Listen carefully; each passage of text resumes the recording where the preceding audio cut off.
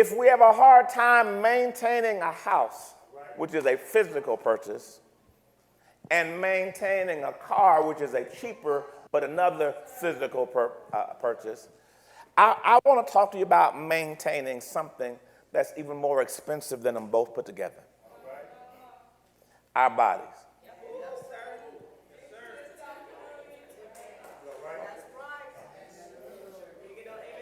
I didn't get no amen there, did I? Now, I understand something because the reality is that, you can go get another loan and get a car. You can get another loan and get another house.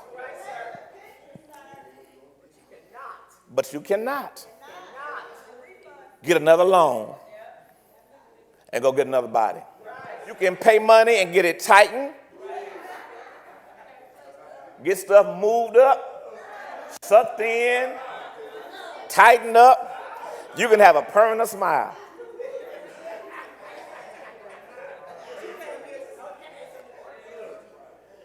And we think that alteration actually means maintenance. But it's really all you do is you just altering. Because I've seen many people get the stomach surgery, and they lose weight for 6 months, and all of a sudden they slim and trim, and then I watch them pay all that money for that surgery, and then I watch them eat it up like Pac-Man. Yum, yum, yum, yum, yum, yum, yum, yum. And they stretched out a staple stomach. You had them sew your stomach together so it'd be small, and you were like, I wish I would. And you kept eating. Now, why is this important? Why is it important? Because I want to talk about life. Now, when we talk about living for God, here's the reality. I don't care how young you are and how old you are. How are you going to live for God when you can't get up out your chair? How are you going to share your faith with somebody when you're out of breath? How are you going to share your faith when you always got headaches and backaches and neck aches and everything is hurting you all the time and you're always sleepy and tired and so much is going on. You're just so tired. What is going on with us as people? Because we want the God kind of life, Zoane, but we won't even take care of our responsibility, the bios. So in 2021, when you looked at one of the bureaus of biostatistics, one of the things they said was interesting. The life expectancies at birth for blacks is around 70 years old. So that means that when you look at all the blacks that are born, what statistics say is you're going to live an average of 70 years. Now, for black women, that means you're going to live an average of almost 75 years. But for black men, you're going to live an average of 66 years. So I say, dang. So look, some of y'all doing the math right now. You're like, man. The Hispanic population had the largest life expectancy decline. In 2018, their life expectancy was 81.8 years. But now, in 2020, it dropped to 78 years. So which meant that literally in those 2 years, that the idea of, they said you're going to live shorter and shorter and shorter. And the life expectancy for blacks fell almost 2 years. So wait a minute, how are we living but dying faster? Because we don't want to deal with maintenance. Some things are devil issues, and some things are not. You're going to fight the devil, but you can't get up out your chair. Okay.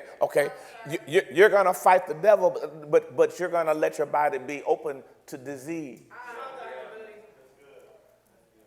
Do you know that STIs are on an incredible rise?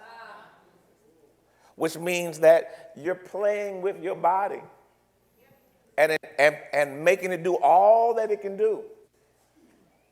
but the diseases of the transmitted diseases are now popping up at an exponential rate among young folk. So it means everybody's sitting around here itching and blistering. And you only got one body. Now, I want you to understand something. You only got one of those bodies. That's the one you got. So once it's exposed to whatever it's exposed to, then you stuck now dealing with the repercussions. And I'm making sense. Making sense. And listen, you don't let everybody come play in your house. But you let everybody come play in your house.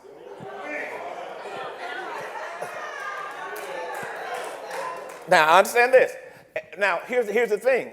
That means, now, whites' life expectancy fell less than 1 year. So if you were white, you're living longer than blacks, and you're not dying as fast. If you're blacks, you're living shorter than Hispanics or Latinos, but their rate of decline, by some statistics, is greater than yours.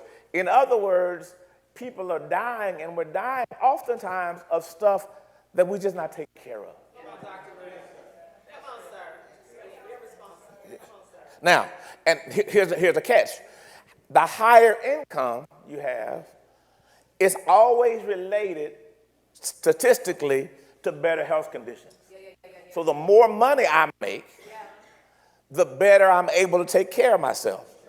So now that means this. So that when you are thinking about it, let's say, for instance, you are 17 and you're getting ready to graduate high school, and you're gonna barely graduate. You just gonna get out.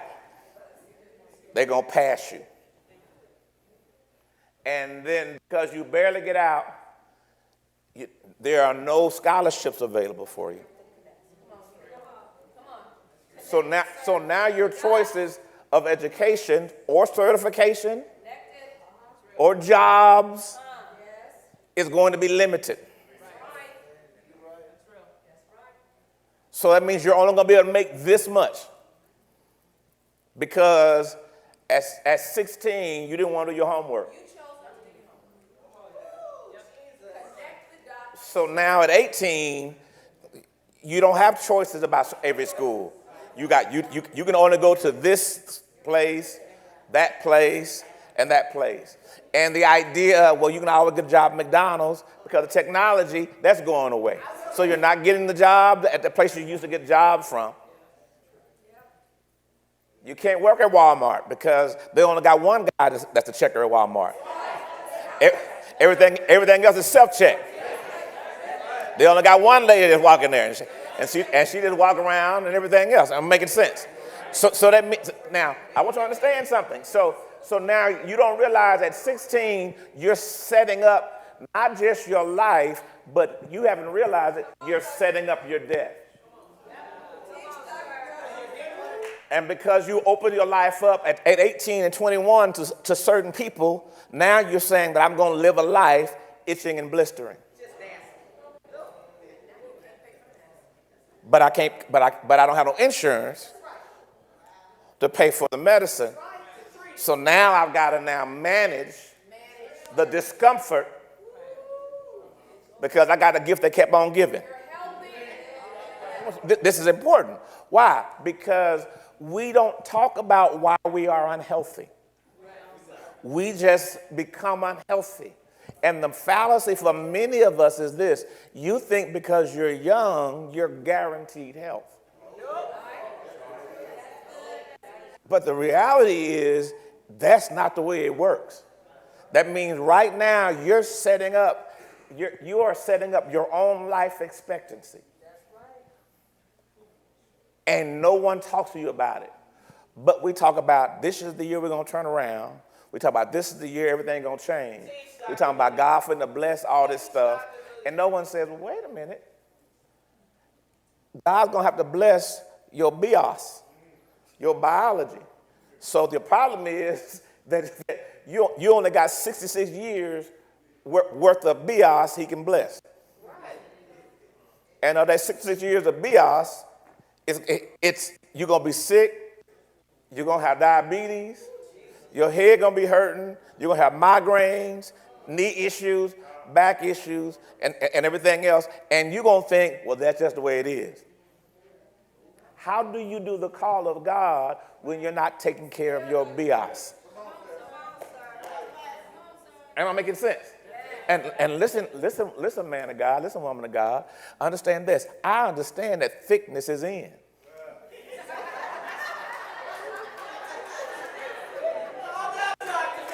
I want to understand this. I understand it's in. It's popular now. But I want you to understand this, that what's popular in terms of body type may not be healthy in terms of contributing to longevity. So as curvy as you are now, when you got a big old booty and big old breasts now, you put 30 years on that. You put 30 years on that, and now you're dealing with diabetes. Now we're talking about toes and limbs. Now we're talking about, can you afford your insulin? So we have to be careful about what it is that we're listening to and we're celebrating, because what we're doing is we're setting up our own life. Listen, now that you've heard the word and you've been blessed, I know that you're ready to move to the second part of worship. What do you say that is, Dr. Moody? What's the second part of worship? The second part of worship is giving. It's time for you to sow. The word has been sown into you, and the Bible tells you that when the word's sown into you, you're supposed to sow back into the word. And whatever you sow, you're going to reap. Listen, I know just like this word bless you, this seed you're about to sow is going to bless you.